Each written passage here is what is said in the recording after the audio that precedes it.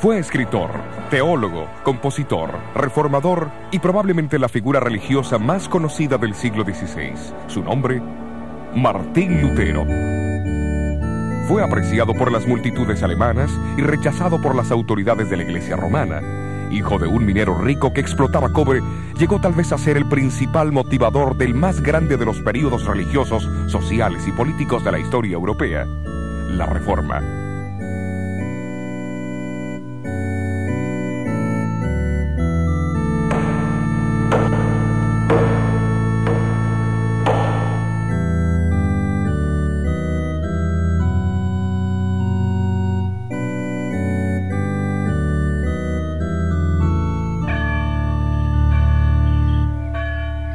Los europeos que vivieron en el comienzo del siglo XVI probablemente tuvieron poca noción de los cambios que irían a arrasar con los conceptos de la vida medieval.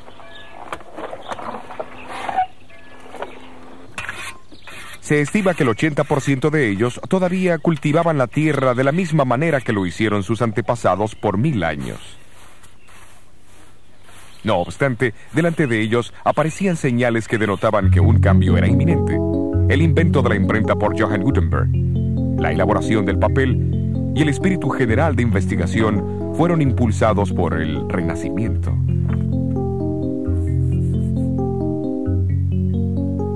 Hasta el año 1450, Europa poseía menos de 100.000 libros.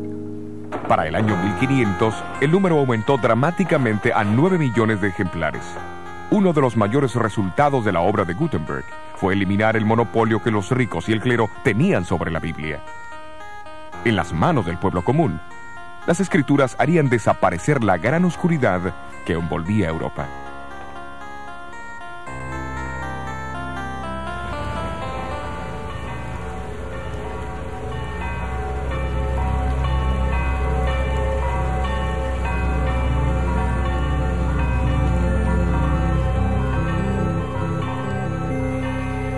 Elevándose por encima de reyes y súbditos, se encontraba la iglesia medieval.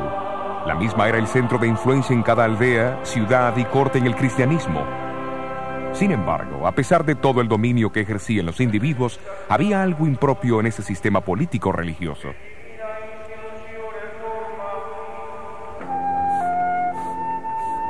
Europa estaba llena de personas pobremente educadas, de sacerdotes y monjes haraganes y amadores de placeres, que se interesaban más en los beneficios personales del sacerdocio y el poder que les confería que el del mismo bienestar espiritual de aquellos a quienes deberían servir.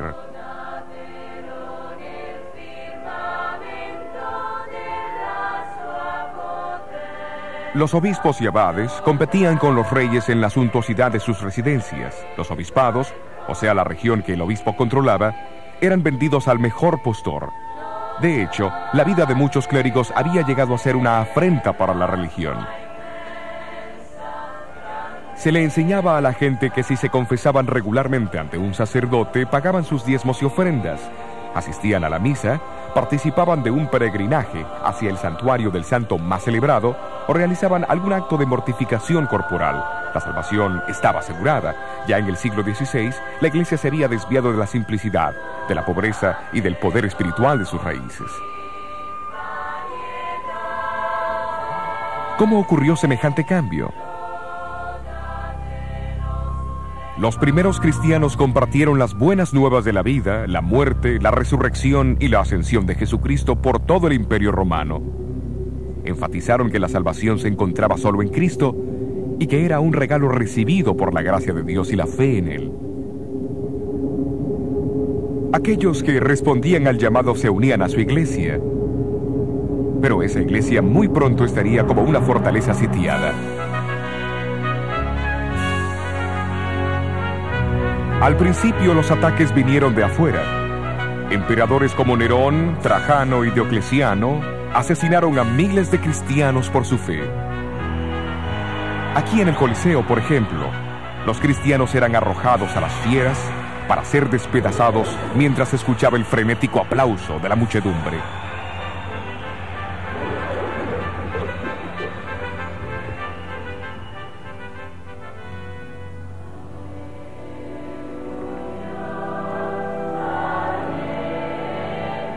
Pero la más grande amenaza vino de adentro. En el libro de los Hechos encontramos al apóstol Pablo advirtiendo a los obispos y ancianos que de en medio de ellos saldrían hombres que distorsionarían la verdad para conseguir adeptos. En la segunda carta a los tesalonicenses, alertó a la iglesia de la futura rebelión interna que revelaría lo que llamó el hombre de pecado, que se opondría y se exaltaría sobre todo lo que se llama Dios y es objeto de culto.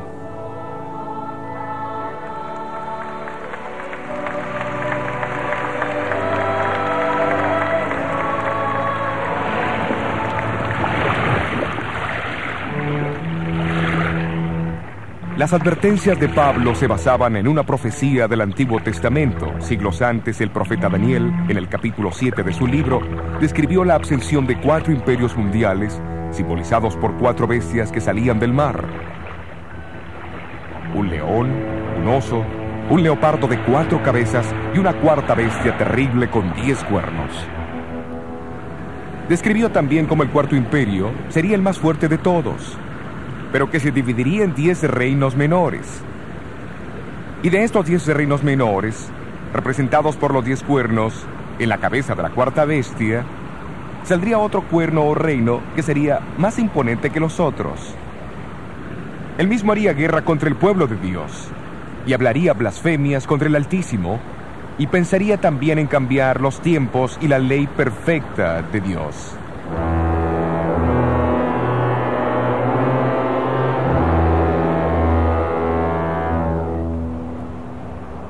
El comentario sistemático más antiguo sobre el libro de Daniel fue escrito por Hipólito, un brillante erudito del siglo III. Él fue uno de los que identificaron a Roma como el cuarto gran imperio de la profecía de Daniel. Hipólito predijo que la caída de Roma sería el próximo gran evento mundial, seguido por la aparición del Anticristo.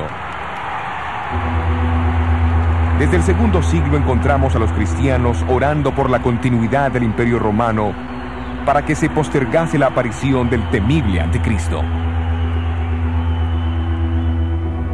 De acuerdo a la predicción, este poder surgió de en medio del Imperio Romano. Entre todos los obispos nombrados como líderes de la Iglesia en diferentes regiones, el obispo de Roma gradualmente asumió el papel principal. El pastor de Roma, la reina de las ciudades, llegó a ser el rey de los obispos.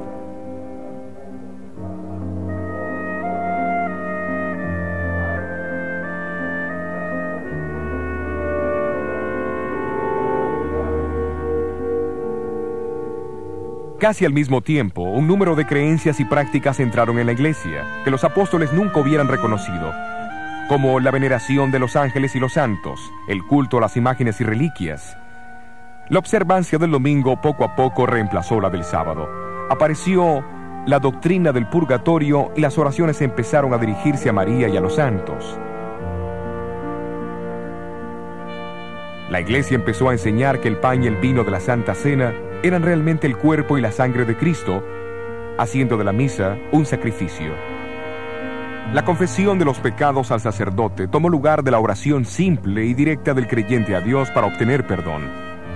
Y la iglesia solamente otorgaba perdón a aquellos que trataban de expiar sus pecados por medio de penitencias.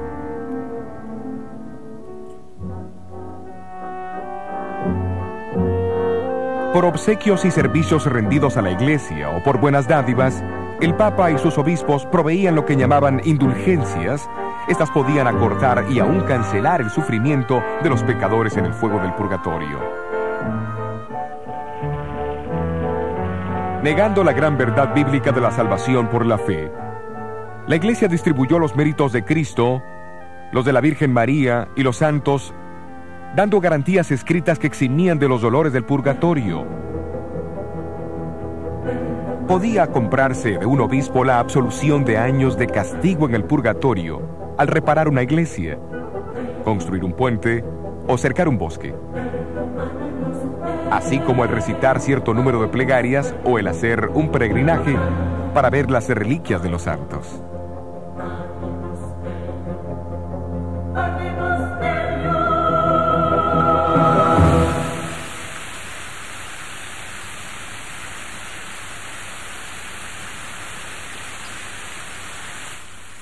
Poco después de la elección del Papa León X, Miguel Ángel presentó al pontífice el diseño terminado de la Basílica de San Pedro en Roma. Y la venta de indulgencias llegó a ser una atracción para recaudar las enormes sumas necesarias para esa aventura. En Alemania, el Papa recomendó las ventas al persuasivo monje dominico Juan Tetzel. La llegada de este monje al límite de Sajonia, cerca de Wittenberg, en 1517, desencadenaría los eventos que sacudirían los fundamentos de la Iglesia de Roma.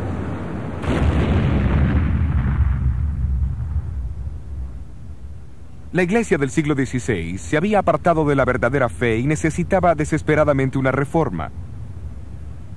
Pero esto requería un individuo de valor para enfrentarse a la organización eclesiástica más poderosa que en el mundo haya conocido. Martín Lutero era el hombre que se necesitaba.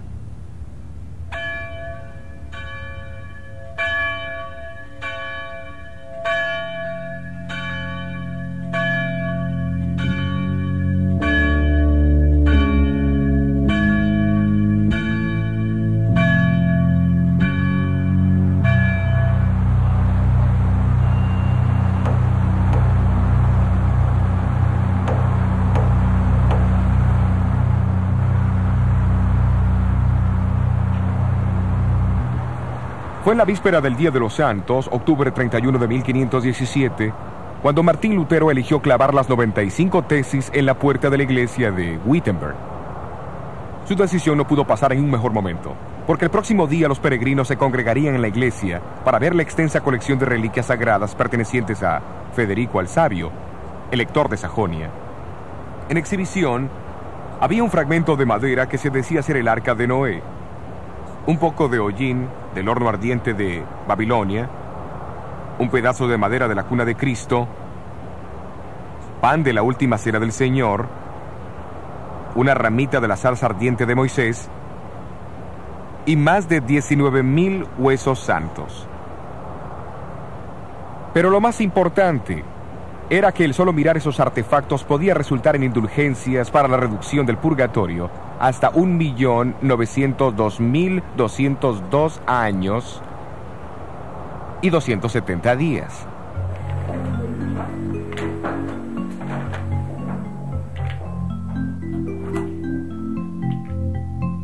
Aunque la intención de Lutero solo había sido usar su tesis para debate académico, él no pensó en la invención de la imprenta de Gutenberg.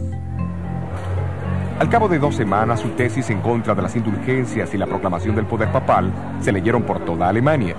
En pocos meses, todos los cristianos conocían sus escritos.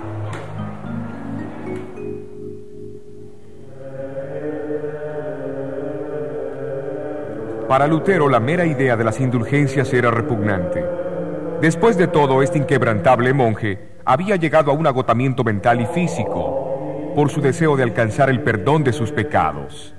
Si alguna vez un hombre pudiera llegar al cielo por su vida monástica, entonces yo ya hubiera llegado. Pero al leer el Nuevo Testamento, él llegó a un descubrimiento alarmante.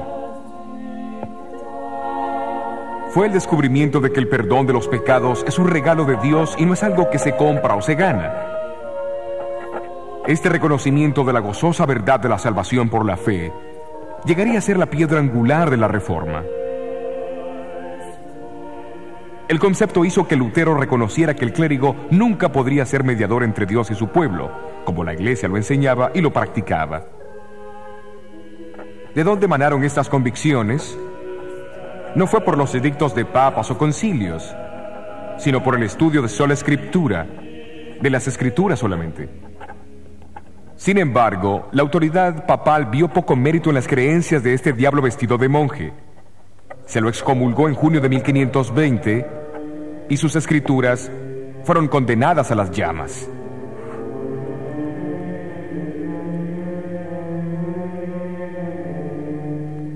Fue en ese tiempo que Lutero enfocó su estudio de las escrituras en las profecías de Jesús, Daniel, Pablo y Juan, en relación con el surgimiento del anticristo. Los capítulos 7 y 8 de Daniel y la descripción de Pablo acerca del hombre de pecado en 2 Tesalonicenses 2 recibieron especial atención. En el año 1521, Lutero produjo su primera obra relacionada con las profecías. Los fundamentos de la Reforma tenían que estar firmemente anclados en la verdad profética. Al identificar al Papa como el Anticristo en 1521, Lutero unió su voz a la de muchos ilustres eruditos de la Biblia que le habían precedido. Hombres como el predicador bohemio Juan Milix, quien 150 años antes había clavado una plaqueta en la antigua catedral de San Pedro, declarando que el Anticristo ya había tomado su lugar en la iglesia.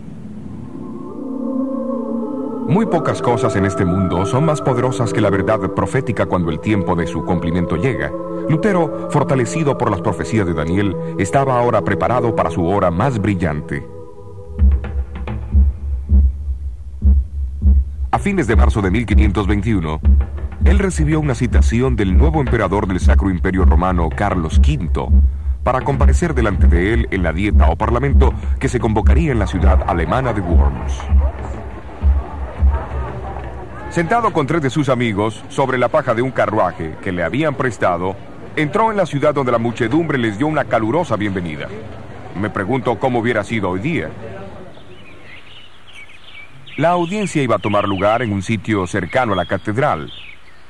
Lo que fue en una época un majestuoso edificio ya no existe, pero hace 400 años era una estructura de magnífica tal asamblea. Hoy ha sido reemplazada por un jardín, y esta placa marca su ubicación.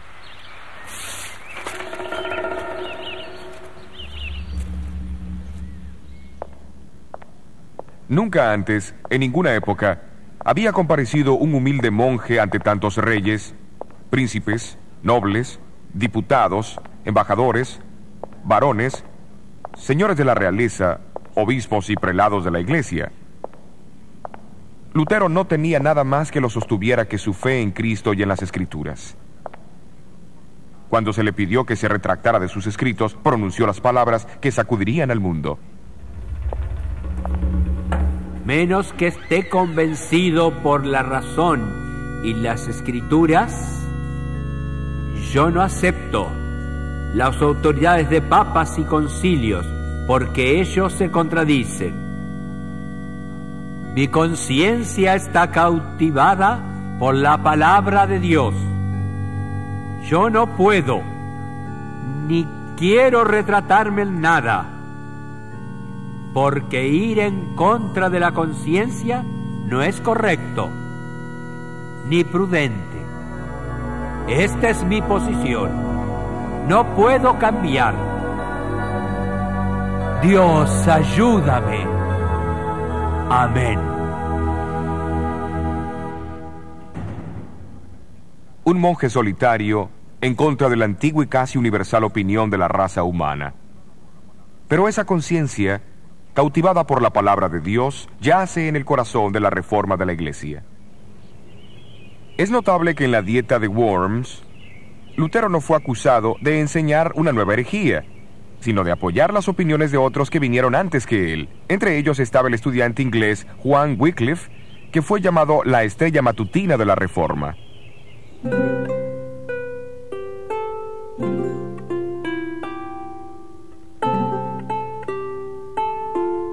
Wycliffe se dedicó al estudio de la verdad conforme la habían encontrado en las escrituras en latín. Nombrado como profesor del Colegio Superior de Balliol en Oxford, a menudo predicaba en la universidad y le fue dado el título de Doctor del Evangelio. En su estudio de Daniel, él también identificó el sistema papal como el anticristo. Pero sus comentarios anticlericales hicieron que fuese despedido de Oxford. Para sorpresa de los obispos ingleses, esto no disminuyó su influencia. Como rector aquí en Lutterworth, en Leicestershire, siguió invitando al obispo, al clero y a la nobleza para reformar la iglesia. La mayor contribución de Wycliffe fue tal vez la supervisión de la primera traducción de la Biblia en inglés. Esto echó el fundamento de la reforma que siguió y encendió una luz en Inglaterra que jamás se apagaría.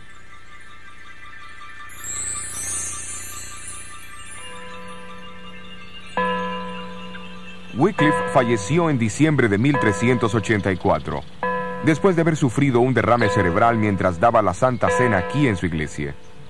Sus huesos fueron exhumados e incinerados unos 40 años más tarde por orden del Concilio de Constanza. Sus cenizas se arrojaron a un arroyo cercano llamado Swift, que desemboca en el río Avon.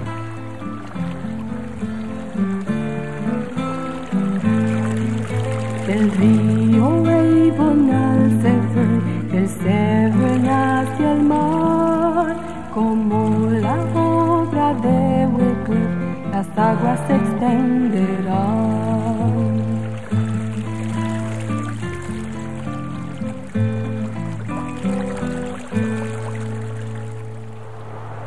Uno de los hombres en quien influyó la enseñanza de Wycliffe fue el reformador checo Juan Hus. Como Wycliffe, Hus sostenía que el pueblo de Dios no está sujeto a las decisiones de los concilios, pues estos contendían en contra de las leyes de Cristo. Para Hus, la Biblia era la autoridad suprema. En 1412 fue colocado bajo la interdicción real. Hus declaró que le ocurría eso por predicar a Cristo y su evangelio y denunciar al anticristo. Cuando Hus fue llamado a responder por los cargos de la herejía, el emperador Sigismundo le prometió un salvoconducto hasta Constanza, pero al llegar ahí, fue arrojado al calabozo.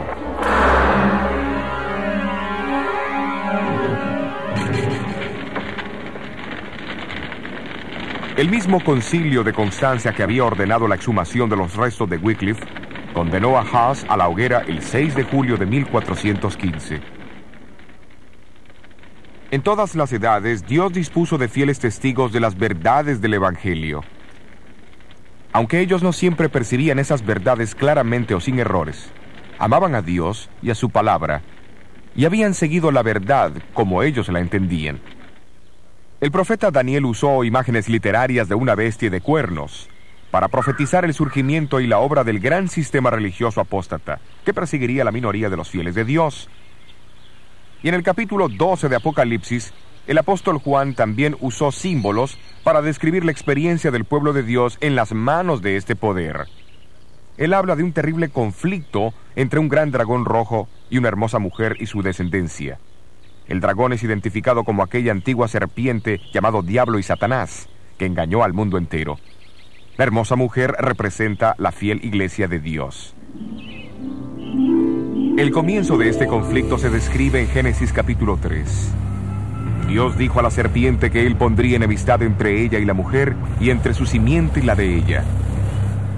Ahora en Apocalipsis 12, Juan ve la continuación de esta guerra de odio entre la serpiente, el dragón y la mujer. Él describe a la mujer como vestida del sol, la luna debajo de sus pies y sobre su cabeza una corona de 12 estrellas. Se la retrata como esperando ansiosamente el nacimiento de Jesús. El dragón también espera este nacimiento. Cuando se frustran sus intentos en contra del niño varón, él se vuelve contra la mujer o la iglesia. Sus ataques son similares a los que lanzó contra Jesús. Primero con persecución y muerte, y luego a través del sistema religioso apóstata que enterró la verdad de Dios bajo tradiciones. Pero el revelador no nos deja lamentar los sufrimientos de los descendientes de la mujer. Él explica cómo Dios preservaría a su iglesia en áreas poco habitadas, simbolizadas por el desierto. Ambos, Daniel y Juan, previnieron la persecución del pueblo de Dios por el mismo periodo de tiempo.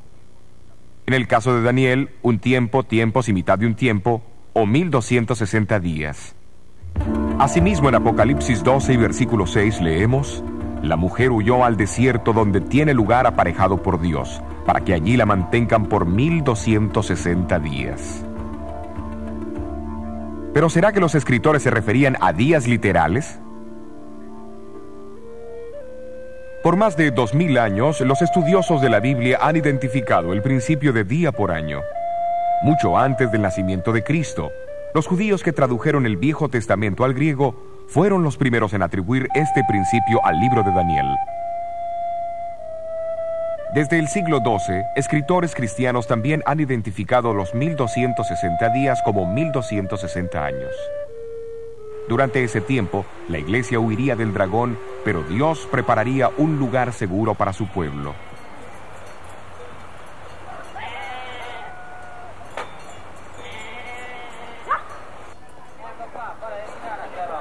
Uno de esos lugares donde las verdades del Nuevo Testamento fueron preservadas del creciente poder del obispo de Roma fue en el norte de Italia. Al final del siglo IV, el obispo de Milán, Ambrosio, proclamó una teología evangélica que es difícil de separar de aquella redescubierta por la fe protestante 1000 años más tarde. Aquí en estas llanuras y montañas al oeste de Milán, fieles testigos todavía atesoraban las doctrinas de la Iglesia Apostólica y denunciaban las crecientes supersticiones y perversiones en la Iglesia. Claudio, obispo de Turín, quien es con frecuencia llamado el protestante del siglo IX, también sostuvo la autoridad de las Escrituras.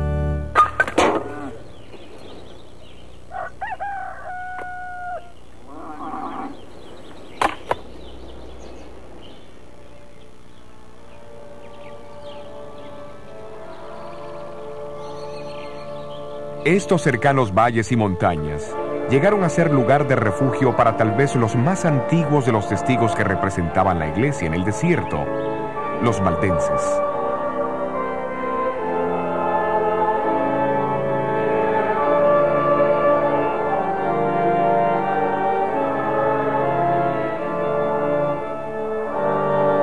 Su devoción y perseverancia llenan algunas de las páginas más brillantes de la historia de la Iglesia. Muchos han mantenido que el nombre valdenses es derivado de Pedro Gualdo, que fundó el grupo Poor Men of Lyons a fines del siglo XII. Pero la historia demuestra que grupos evangélicos en el norte de Italia sostuvieron las enseñanzas de la Iglesia Apostólica mucho antes de la llegada de Gualdo. Fuera de la sede central de la iglesia valdense en Torre Pellice, se encuentra esta estatua de Henry Arnault, el famoso líder de los valdenses del siglo XVII, o los Vaudois, como se los llamaban. Él una vez dijo de su pueblo: en realidad los Vaudios son descendientes de aquellos refugiados de Italia, quienes después de San Pablo predicaron el Evangelio ahí. Después huyeron de su hermoso país como la mujer del Apocalipsis, a estas montañas agrestres, donde hasta este día han pasado el Evangelio de padre a hijo en la misma pureza como lo fuera predicado a Pablo.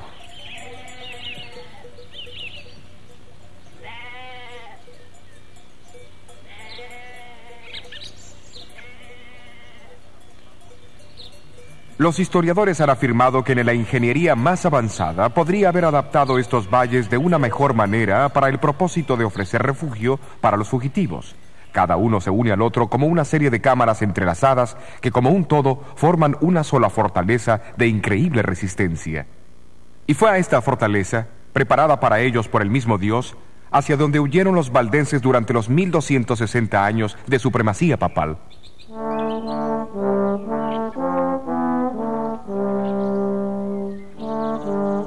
En el corazón de estas montañas está situada la región más importante de todos sus valles, el Prat del Torno. A este valle, bañado por el río Angroña y rodeado de maizales, pastizales, árboles frutales y enormes castaños, volvían los valdenses, cuando eran atacados por sus enemigos. Fue aquí también donde fueron entrenados sus misioneros, en el colegio de Barbes. La Biblia era su único libro de texto. En los siglos anteriores a la invención de la imprenta, memorizaban evangelios enteros y muchas de las epístolas.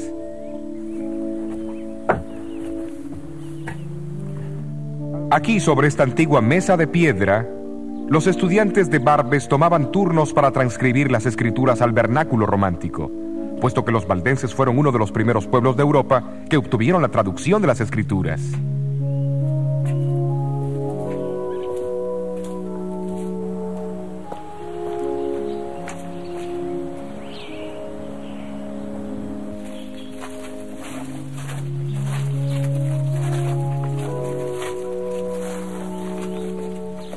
Más tarde, disfrazados de buhoneros, los valdenses viajaban por Europa central y meridional, ocultando las copias del Nuevo Testamento en sus vestimentas. Les era posible dejar más que simples conveniencias materiales a sus clientes. Mientras los valdenses crecían en el número y en influencia, la Iglesia de Roma comenzó a inquietarse enormemente. La misma reconoció que si se permitía que este movimiento se expandiera, lograría superar todo lo que a Roma le había llevado siglos para alcanzar. A comienzos del siglo XIV comenzó la terrible furia de los inquisidores papales. Los sencillos y pacíficos valdenses llegaron a formar parte de la Iglesia del Desierto, como Juan el Revelador había predicho. Pero así como en Apocalipsis 12 dice que la tierra ayudó a la mujer y la tierra abrió su boca y tragó el río que había echado el dragón de su boca, así las montañas dieron protección a los valdenses durante las cruzadas organizadas.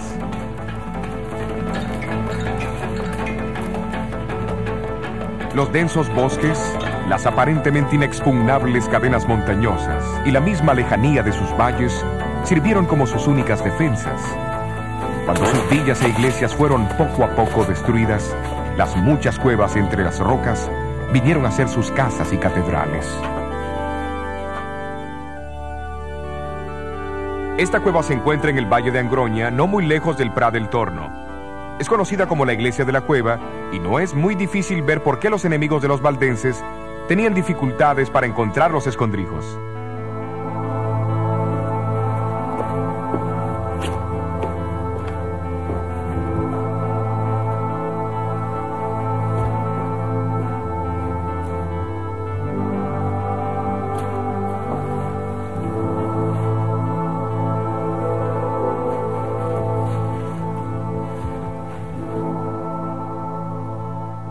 Sin duda fue un tiempo espantoso, pero también de conmovedora confraternidad, mientras los vecinos se reunían de aquí y de allá para encontrar consuelo y seguridad en las entrañas de la tierra.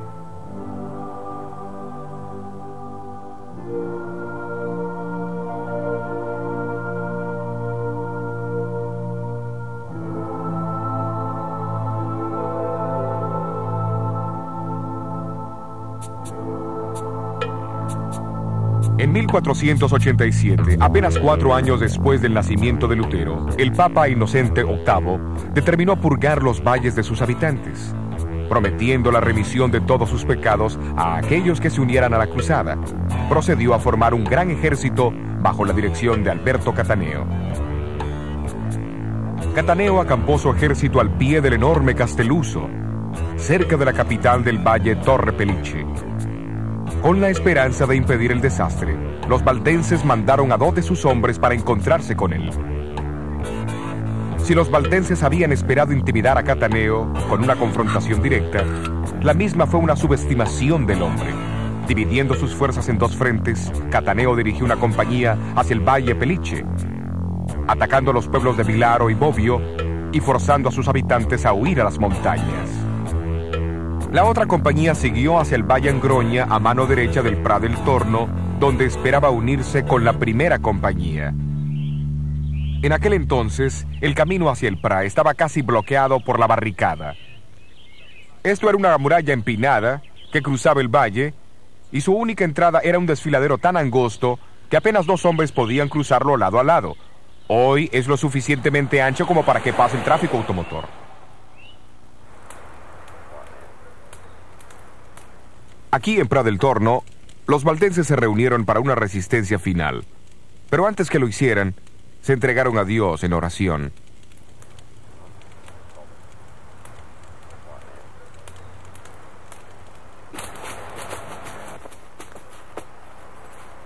¿Enviaría Dios a su ángel para bloquear el camino del invasor? ¿O extinguiría la llama vacilante de la verdad de Dios para siempre?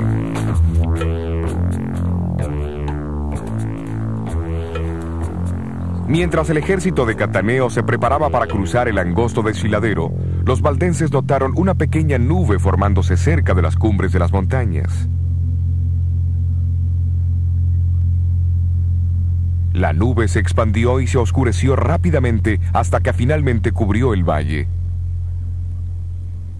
La densa niebla causó una confusión inmediata.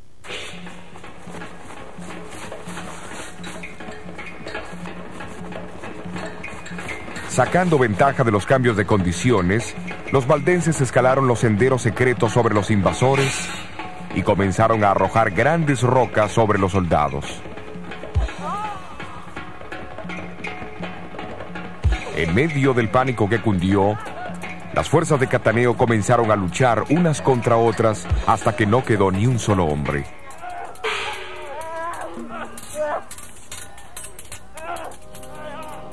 En 1530, las noticias de la reforma que se extendían por Alemania, Suiza y Francia llegaron a la gente de los valles valdenses. Esas noticias llegaron cuando su estado de ánimo y su número eran bajos, pero al oír acerca de este nuevo ejército de campeones, revivió en ellos el recuerdo de las glorias pasadas. Los reformadores suizos también se regocijaron al descubrir una iglesia bíblicamente firme, con una historia tan prolongada. Se decidió convocar un sínodo general para establecer la relación entre la Iglesia de los Alpes y la Reforma. En 1532, el histórico sínodo se reunió en Champforant, en este campo abierto, no muy lejos del Prat del Torno. Aunque no todos estaban de acuerdo en algunos puntos de la doctrina, la preeminencia de la Biblia fue reafirmada. Los valdenses prometieron ayudar a la Reforma, contribuyendo con una traducción de las Escrituras al francés. La tarea cayó sobre Oliveton, un pariente de Juan Calvino.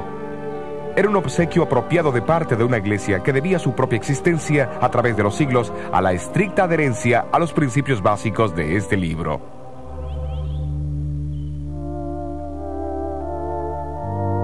Trágicamente, las persecuciones a los valdenses no cesaron con la Reforma. En realidad, se intensificaron en los años que siguieron, llegando a su culminación en el siglo XVII. El tiempo se ha encargado de cicatrizar las heridas de la gran masacre de la Pascua de 1655. Sin embargo, el recuerdo está indeleblemente grabado en las mismas rocas y grietas del imponente Castelluso.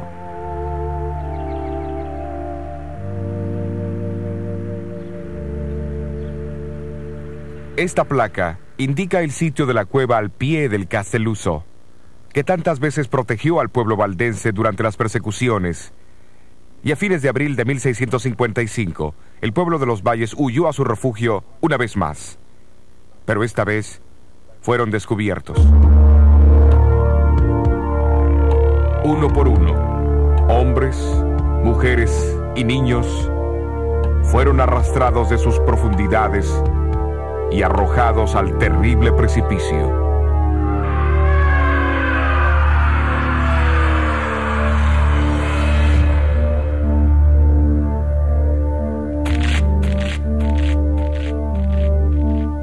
Toda la Europa protestante reaccionó con dolor y compasión. El ciego poeta inglés Juan Milton escribió uno de sus más poderosos sonetos en memoria a los mártires del Castelluso. Bendica, oh Señor, tus santos martirizados, cuyos huesos yacen esparcidos por las montañas alpinas, aquellos que guardaron la verdad antigua tan pura, cuando nuestros padres adoraban troncos y rocas, no te olvides. En tu libro graba los gemidos de quienes fueron tus ovejas y en su antiguo aprisco, asesinados por los sanguinarios piamonteses que arrojaron a las madres y sus niños al rocoso abismo. Sus lamentos los valles repitieron a los montes y estos a los cielos.